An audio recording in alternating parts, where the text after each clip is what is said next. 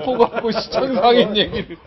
예교 조폭이 지금 북한 아니고요? 홍 교수님 어디 경호 좀 붙여드려야겠어요. 아니, 그러니까 지금 갑자기 경호가 걱정이 돼가지고. 외교 협상 과정에서 어떤 말이 오갔나도 중요할 수도 있지만은 더 정확하게 보기 위해서는 과연 그런 입장과 정책을 취했기 때문에 북한에서 NLL을 무시하는 행동을 많이 했다거나 이랬다면은 책임을 묻고 외교 안보관에 문제가 있었다라고 지적할 수 있지 않겠느냐.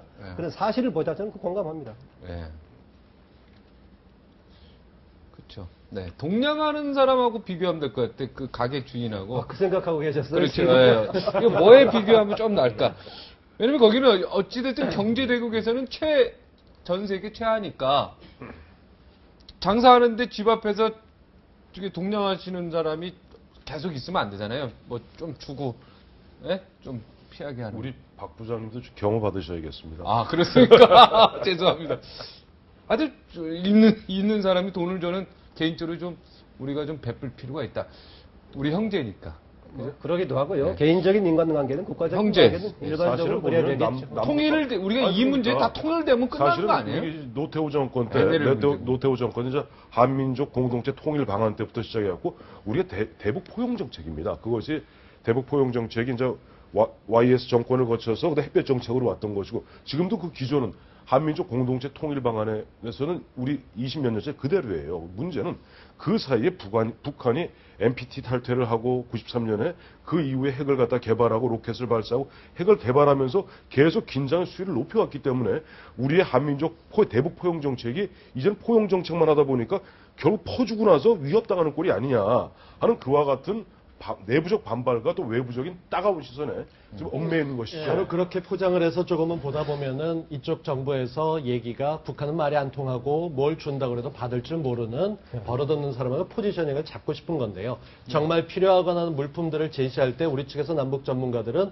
북한이 필요한 물건은 주지 않고 굳이 우리나라에 있는 걸 주겠다라고 얘기를 해서 처음부터 안 될 걸 알았는데도 헤드라인에서는 북이 남한의 제의 거절해라고 얘기하면서 아주 외톨박이로 만들어 놓고 그런 포지션을 가고 있습니다. 저는 슬로건 싸움도 있고 물건을 주는 것도 있지만 지금 정부에서는 북한을 파트너로 인정하거나 우리 경제 발전을 위해서 나가게 되는 가까워야 될 도구라는 생각보다는 주적으로 설정을 하면서 어떻게든 논란거리를 일으키는 골치 아픈 존재로 매겨왔다는 거죠.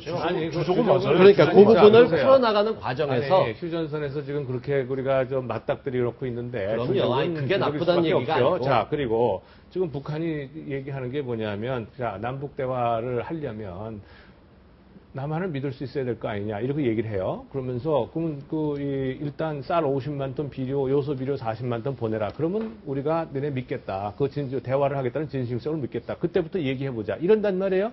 그러면 곽 교수님 입장이라면 그거 그러면 그거 주고 우리가 회담해야 되겠습니까?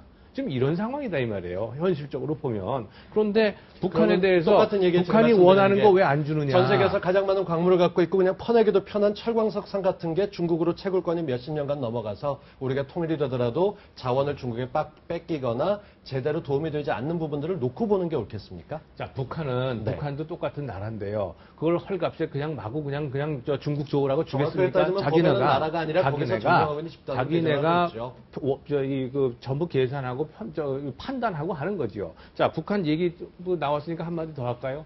자, 우리 800km 미사일 나가는 거 이제 이번에 그 미사일 협정을 개정하니까 800km 했다고 난리가 났잖아요, 북한이. 자기네들은 6,000km 보내면서 6,000km 능력 가지고 있으면서 800km 보내겠다는 거 가지고 좀 난리 친단 말이에요. 그러면 객관적으로 한번 봅시다. 6,000km 나가는 사람이 800km 나가는 걸 갖다가 지금 하려고 하는데 거기다 대고 뭐라 그러면 이게 설득력이 있겠어요? 근데 그런 북한에 대해서 2위부터 전 세계 1위가 미국이고 2위부터 27위까지 모두 다 합한 것보다 1위가 더 많습니다. 그런 미국이 우리를 편들고 있기 때문에 저는 사거리나 이런 논쟁은 그야말로 정쟁으로 무언가 우위에 서보자는 걸로 봐야 될 것이고요. 가장 큰 문제는 앞으로 누가 정권을 잡던 북과 계속 마주보면서 풀어가야 되는 그런 희망을 갖거나 신락 같은 끈이 아니라 뭔가 연계를 해야 된다는 게 나옵니다. 당장 그래도 자주 경제적으로 국방해야죠. 그건 당연히 기본하면서 해야죠. 하지 말자는 사람은 없습니다. 당연히.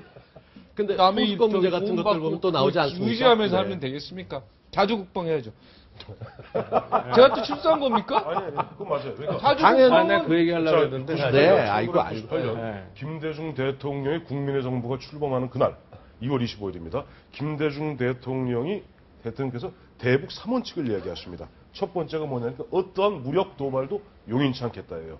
그것을 대전제하에 우리가 통일하지 않겠다. 당연하죠. 우리가 그다음에 도와주겠다. 대전제는 뭐냐니까 너희들이 과도한 무력으로 우리를 갖다 목을 죄고 우리를 위협하지 않는 그 전제에 모든 것이 이루어지는데 북한은 어쨌든 간에 비밀리에 핵을 만들었어요. 핵 갖고 우리는 지금도 마치 펄펄 끓고 있는 화로를 갖다가 이마에 쥐고 있는 바로 그런 형국입니다. 비대칭 전력이에요. 이런 부분에서 우리가 더 이상 언제까지나 우리가 그렇게 예를 들어서 아까 우리 곽 교수님이 얘기하신 대로 말씀하신 대로 얘기한다면 북한하면 이렇게 생각할 겁니다. 이놈들이 역시 우리가 좀 한번 으름장을 놓으니까 역시 절절 기는구나. 안 그래도 조공 바친다고 우리 갖다가 아까 슬로건 내거는 사람들이 오죽하겠습니까?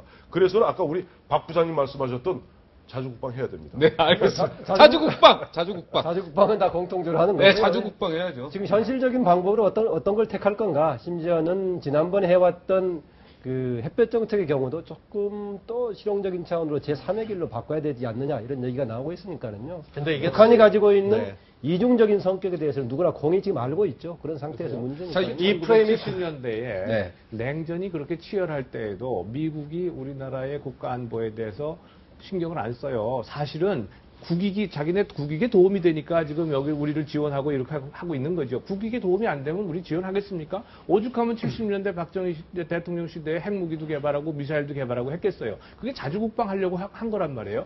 GDP의 7%, 8%씩을 갖다 국방부에다 쓸어 부으면서 그렇게 했단 말이에요. 그러니 지금 미국이 우리를 도와주고 있으니까 뭐 북한이 6,000km 가는 거 뭐 괜찮지 않느냐. 혹은 아까 얘기한 말씀하신 거 뭐죠?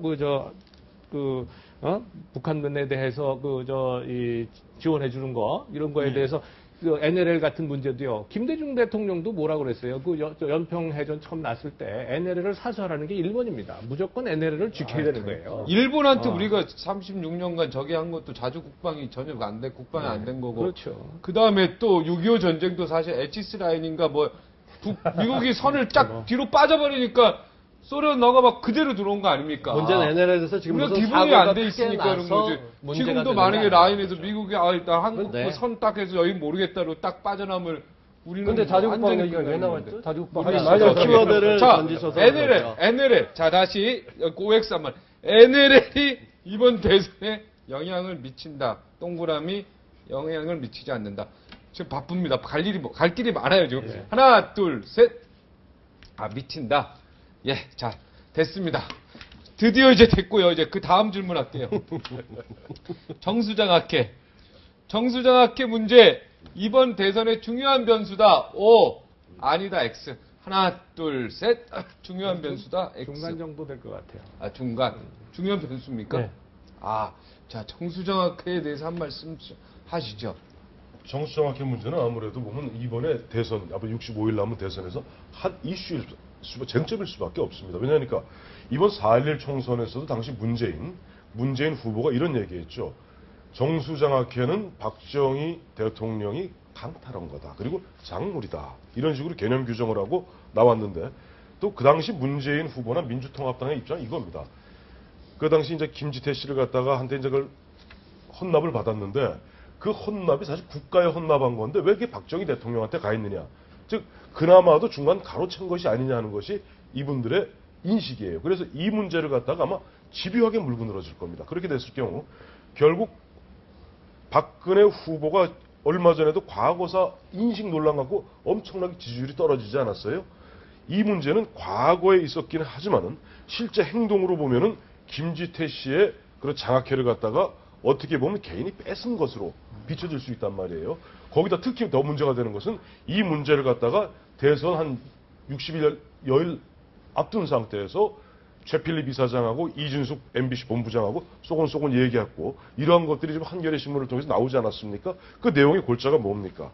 결국 보면은 이게 대선에 영향을 주기 위해서 이거 갖다가 뭐 매각 발표를 하고 그 6천억 원에 달하는 매각 자금을 사실상 경남 부산에다가 뭐 학생들 노인들에게 뭐 지원하겠다, 뭐 장학재단을 만들어서 지원하겠다 이런 식의 어떤 보면 선거 운동의 기부행위 비슷한 냄새까지도 풍기다 보니까 야당의 입장에서 이걸 집요하게 물고 늘어질 수밖에 없고. 그러니까 매각이 잘하는 겁니까? 잘못하는? 아니 매각이 문제지만 이건 쟁점이 되는 것이죠. 네.